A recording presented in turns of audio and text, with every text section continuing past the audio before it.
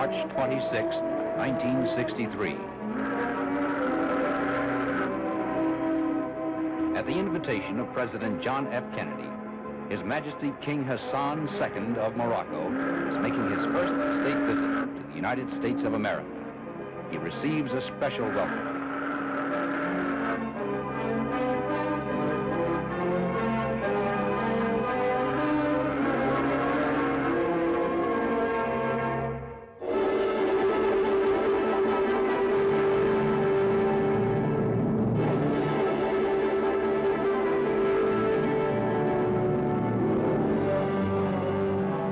The first stop on the King's American tour is the historic city of Philadelphia.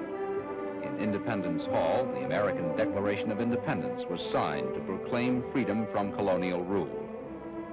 Here, in front of the Liberty Bell, the symbol of American independence, King Hassan receives from the mayor a silver medallion, making him an honorary citizen of the city.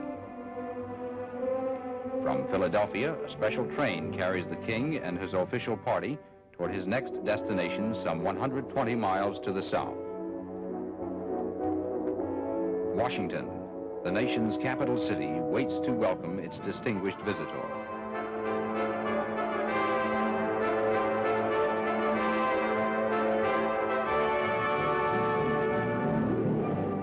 At Union Station, President and Mrs. John F. Kennedy arrive and join high government officials and members of the diplomatic corps to greet the King.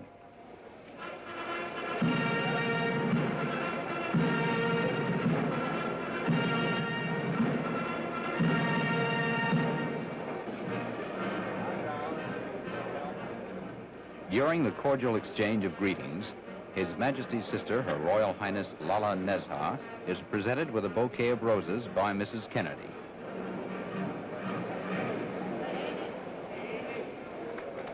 After meeting the waiting dignitaries, the King receives the President's warm welcome. Your Majesty, it is a high honor to welcome you once again to the United States, and I am confident that your visit here on this occasion will be as fruitful and as beneficial to both of our countries as a visit of your illustrious father with my predecessor, President Eisenhower, several years ago. Though a wide ocean separates our two countries, they have been bound together throughout our history. Your country was the first to recognize the United States in the most difficult days of our revolution. Our president, first president, President Washington, sent our Constitution to your country in 1789. And from that day to the present, the ties have been intimate in war and in peace.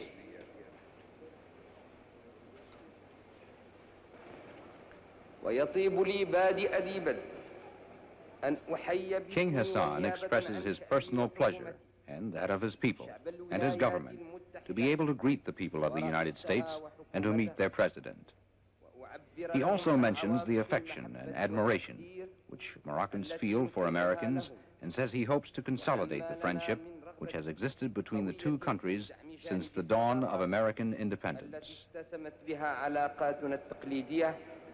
منذ الفجر الباكر لاستقلال الولايات المتحدة.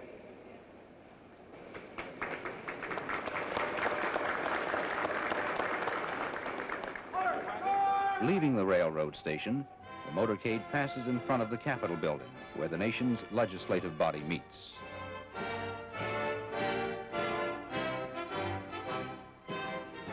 Waving to the crowds, the King of Morocco and the President of the United States ride slowly through the city.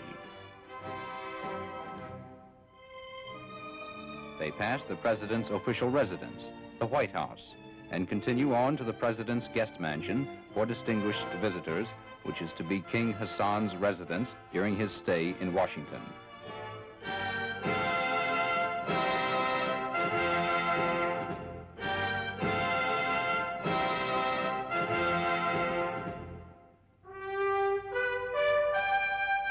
One of His Majesty's first official acts in Washington is to pay a visit to Arlington National Cemetery, the last resting place for many of America's most honored war dead.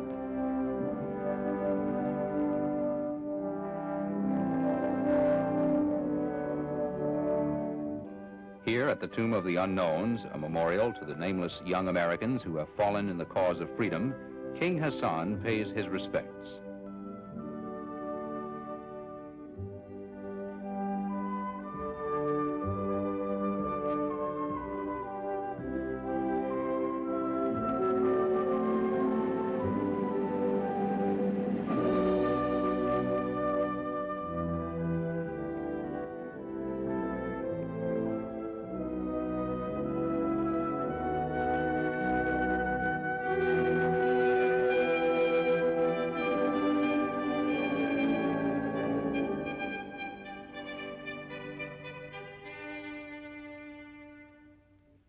Returning to the city, the king goes directly to the White House for his first conference with President Kennedy.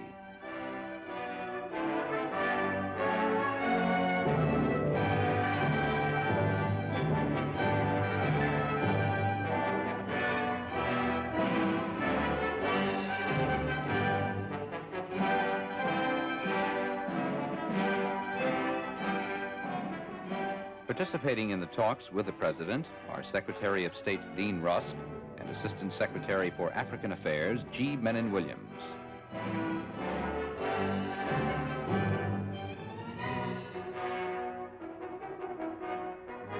That evening, the king returns to the White House for a state dinner at which he is the President's honored guest.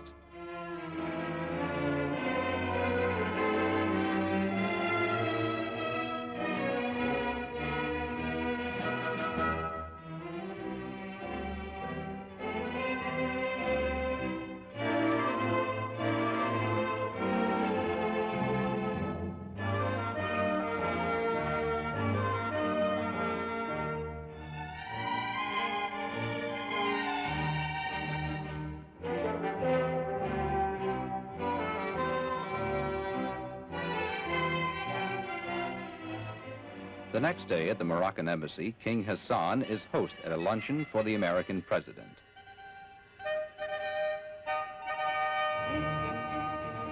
The Moroccan ambassador to the United States, Ali Benjaloun, joins the king in greeting Mr. Kennedy.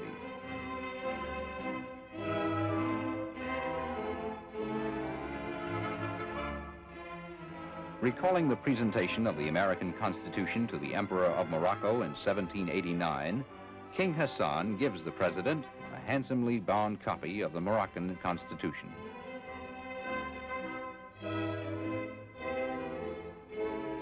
That night, King Hassan is host at a reception for the Washington Diplomatic Corps.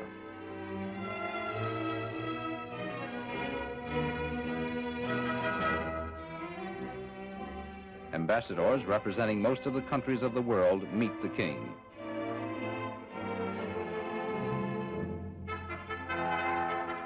Assisting in welcoming the guests is His Majesty's brother, His Royal Highness Prince Moulay Abdallah and Princess Lala Nezha.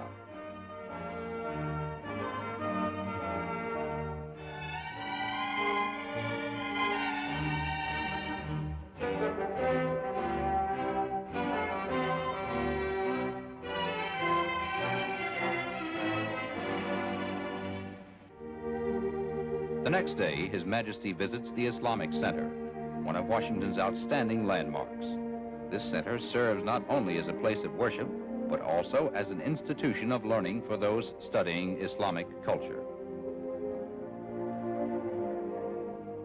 Greeted by the director of the center, Dr. Abdel Halim El Nagar, King Hassan is ushered inside to sign the register for distinguished visitors.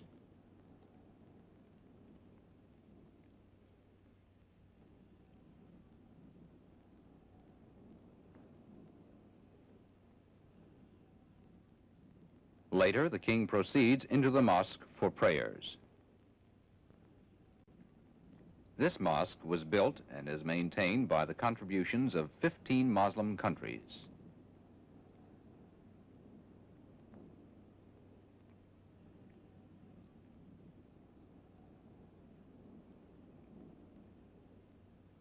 Both the interior and the exterior of the center illustrate traditional Islamic architecture.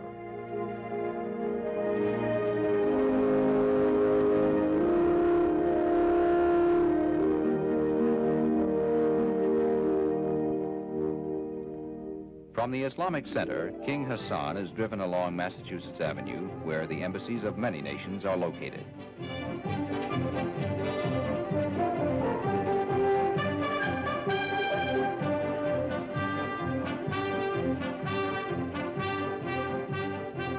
During his visit, the King accepts an invitation to speak at the National Press Club. The National Press Club is one of the most important forums of public opinion in the United States. Its members include many distinguished journalists.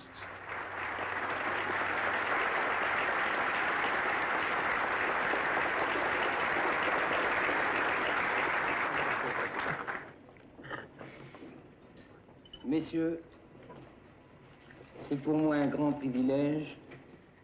It is a great privilege and an honor for me to speak in this very respected club, which is so esteemed and where so many great statesmen before me have spoken, and so many great statesmen who will come after me will speak on the problems in which you are interested. Beaucoup plus avertis des choses internationales et de la chose publique viendront certainement ou sont venus vous faire des exposés sur les problèmes qui vous intéressent. My father before me came here proud and with a quiet conscience because he knew he was coming into the citadel of freedom and democracy. Why really is there so much friendship, so much sympathy, so much common feelings between two countries separated by an ocean, separated by language, separated even by the history of their civilizations? I believe that the answer to this question is the heroism of your own fight for generations, and of the fight also of my own people for generations, toward the same goal, toward the same ideal, the love of liberty. A mené durant des générations, à savoir qu'un but sacré et unique nous unit, l'amour de la liberté.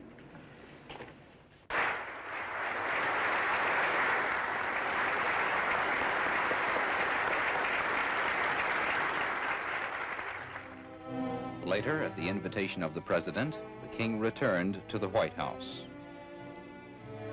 Following their conversation, the President escorts the King to His Majesty's residence. During their cordial talks, the two chiefs of state reaffirm the close friendship which has existed between their countries for generations. They discussed the economic development of Morocco and the welfare and progress of the people of Africa.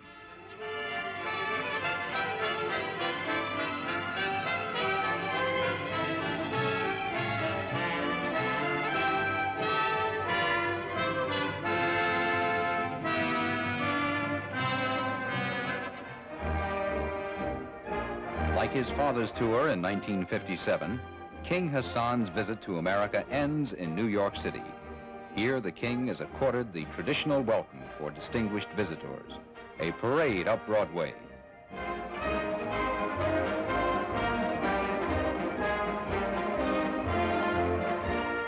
Leaving his car, His Majesty continues on foot through the waving crowds to meet the mayor of America's largest city.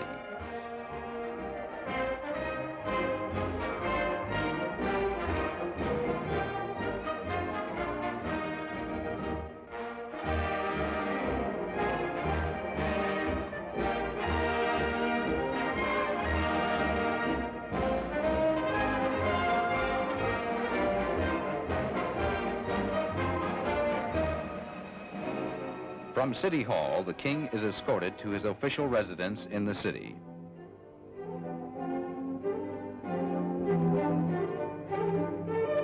During his stay in New York, the King, with only a few members of his party, makes a brief informal tour of the heart of the city.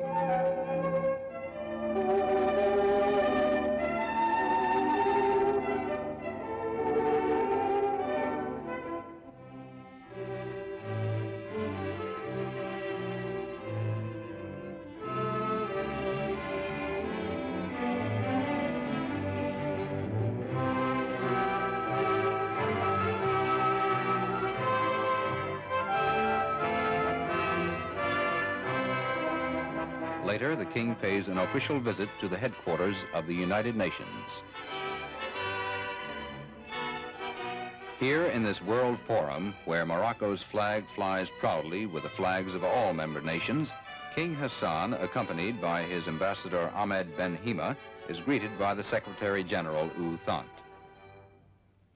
Moving to a beautiful mosaic made by a master craftsman in Fez and donated to the United Nations on behalf of the Moroccan people, King Hassan makes a short presentation speech. Excellences, Mesdames, Messieurs, c'est pour moi un très grand privilège. It is a privilege and a great honor to be here today as a representative of my country and my people to dedicate this mosaic.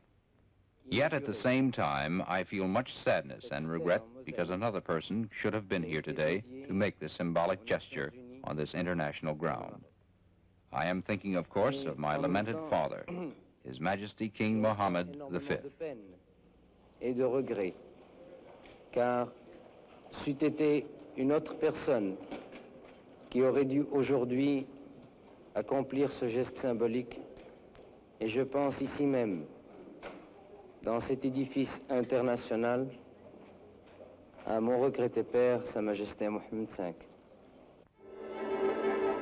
The panel thus takes its place as a permanent adornment of the United Nations building.